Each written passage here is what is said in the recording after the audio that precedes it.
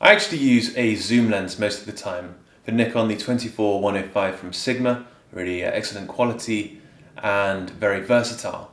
For Pentax, I use the 28-105, again a very, very good value lens and really incredible for the price. It's also fairly lightweight and fairly small for the range. However, the large aperture for prime lenses allows you to isolate the background, get a degree of bokeh, and also photograph in lower light. So a prime lens is also going to be a very useful part of your photographic toolkit. Now, the 31mm Pentax lens comes from the trinity of lenses that Pentax created when, through mismanagement, poor marketing, they lost their market share to this day to Nikon and Canon, who caught the professionals more successfully. They created these three amazing lenses, and they are really amazing lenses, as a sort of advertisement for the quality that Pentax can produce. They're all excellent lenses, the 31, the 43 and the 77, and it's now that we're able to use them on the full-frame K1 that they really come into the fore. The 31 is very popular with the crop sensor Pentax cameras such as the KP, the K5, the K70 and the K3, because it actually represented a field of view of about a 45mm lens, more or less. With the 31, that was very much the jewel of that series, because it's so small relatively for the large aperture that it has and the field of view, that it was a very useful thing to have in the camera bag. And it was also very well produced, so the quality of it is really nice to behold. It's very well made in metal. It's really a beautiful lens. Therefore, it got a great deal of reputation among the Pentaxians as this amazing lens that was unsurpassed by a great deal of the other manufacturers. As it is, that's not the case. For example, a lot of the Zeiss Otus series creates much better image quality, and even some of the Nikon lenses with their autofocus are much more useful, much faster, much quieter, and so on.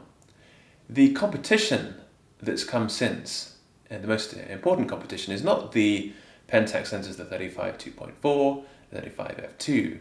It's the Sigma Art 35 f1.4, and that lens for Nikon, for Canon, and the other mounts it's available for, has been very well reviewed because it is such an incredible quality for the price. It is sharp at f1.4, and the bokeh is very beautiful as well. Focusing is silent, and there's full-time manual override. And therefore the 35 f1.4 has developed a great deal of reputation, but it's new.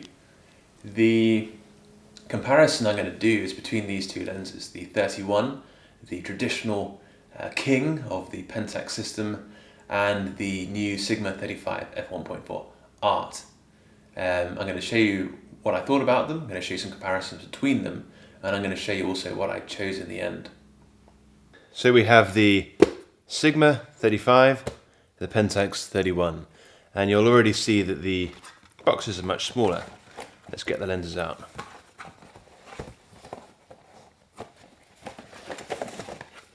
Paperwork.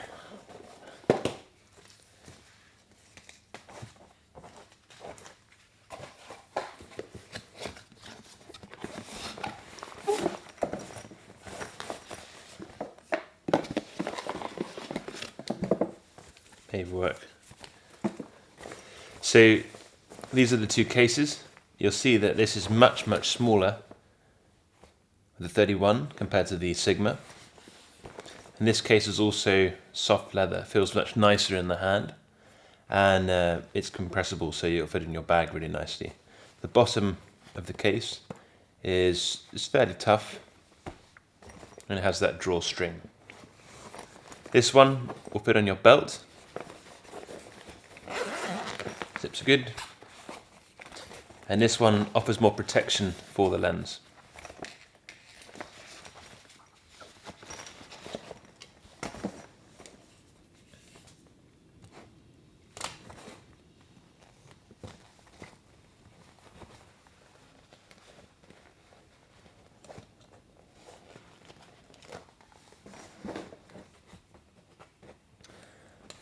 So here are the two lenses side by side, the Sigma 35-1.4, the Pentax 31-1.8.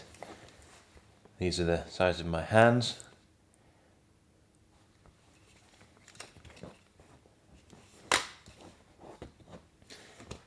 The Pentax has got some proprietary hood. It feels very smooth when you put it on and off. But when you lose it, which is probably likely over the years, it's very expensive to replace.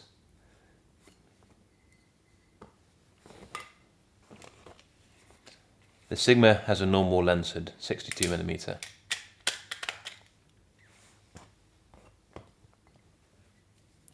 Whereas this one is a 58mm lens, so smaller filters.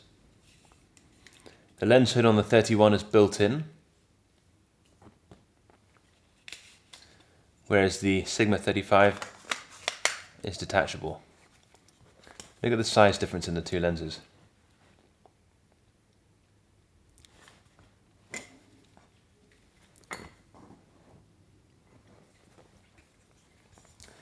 On the body of the Sigma, you have the autofocus on and off switch. The K1 has stabilization already in the body, so 35-1.4 with stabilization, you can handhold this at very low speeds. These are the back contacts.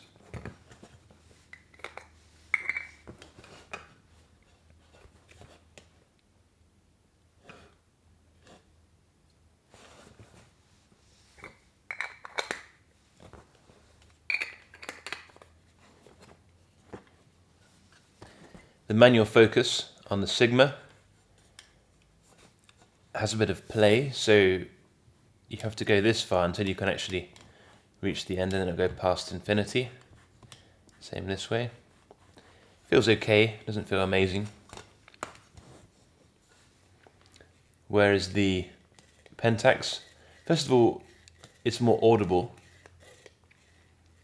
but it feels a lot smoother.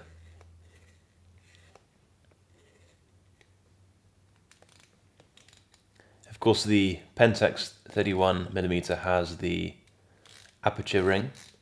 That feels really nice, really well dampened. And of course, A for automatic. Whereas the Sigma doesn't have this.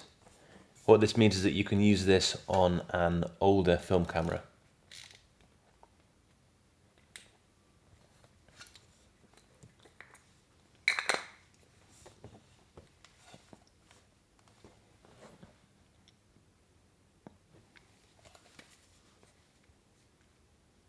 The Sigma 35 is heavier, but not that much heavier.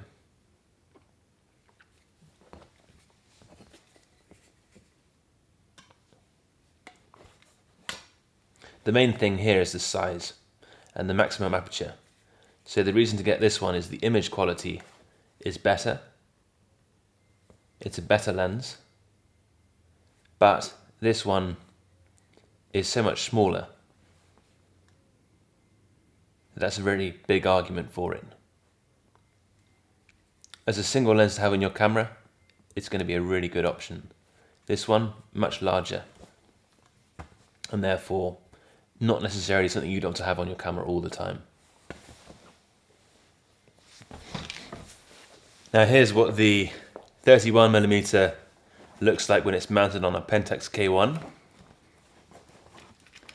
Very small in the hand. And for such a wide lens with a large maximum aperture, it's a really nice combination, especially for something like street photography, documentary and so on. It's a really nice thing to travel with. It feels really good and it looks nice on the body. That's sort of irrelevant. The noise when you focus,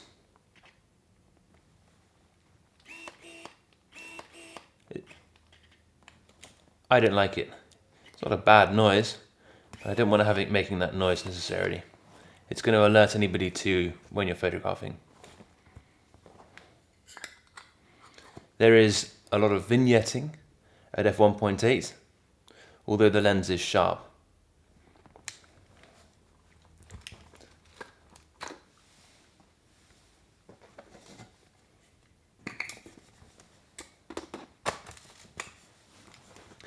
Here's what the Sigma 35mm looks like when it's mounted on the K1. So there's a size comparison.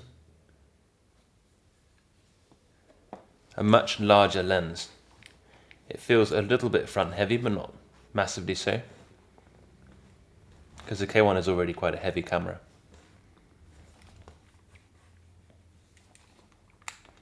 And the focus, silent. They're actually not that fast. I found the focus with the 35 1.4, sorry, to be not so accurate. I found that I needed to fine tune it using the USB dock. After that, it's amazing.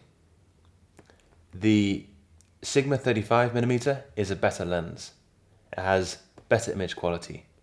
The downside is that it is so much larger.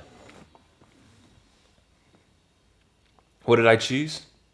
I chose the Sigma 35mm f1.4. So finally, I chose to keep the Sigma 35mm f1.4 Art series. It's a better lens for the price. Its f1.4 aperture does make actually quite a large difference to the image quality in terms of the bokeh that you can produce, and the image is very, very sharp across the frame. It doesn't have the same vignetting that the Pentax suffers when it's wide open, and the amount of chromatic aberration, for example at purple fringing, is a lot lower on the Pentax as well. It's a more modern lens, and therefore the image quality is going to obviously be better. There's also another important factor, is that the Pentax went deliberately to have a smaller lens. You literally can put it in your pocket. You can keep it in the case and put it in your pocket. That's not the case with the Sigma. The Sigma is much larger, it's got a bigger case, you've got to put that on your belt, and it's more of a fuss. On the camera it's a bit front heavy, and you really recognise that there's a larger lens on the camera. Especially for travelling, it takes up more space in the bag, and you can't really put it in your pocket either. So the Sigma is more of a photography lens, but the Pentax is very much a photographer's lens. It's something that you really can have all the time as just an extra lens in your bag, or the standard lens that you keep on the camera. Nonetheless, the prices that are commanded currently in the new and used market for the Pentax 31, even for the amazing build quality, for me didn't represent the value that that lens actually put across. The image quality is incredible, it's very sharp, the images are very beautiful, there's a lovely bokeh, a lovely rendering to them, it's sort of pixie dust, but I think you'll find that the image from the Sigma 35 f1.4 are actually better technically and also artistically, and the capabilities of having the f1.4 aperture makes it overall a better lens, especially for the price. If size isn't an issue, I would choose and I did choose the Sigma 35 f1.4. If you want a smaller lens to go on the camera, leave it on the camera all the time, the Pentax 31 really is an incredible option as well. But if size isn't an issue and price isn't an issue, I would still choose the Sigma 35 f1.4.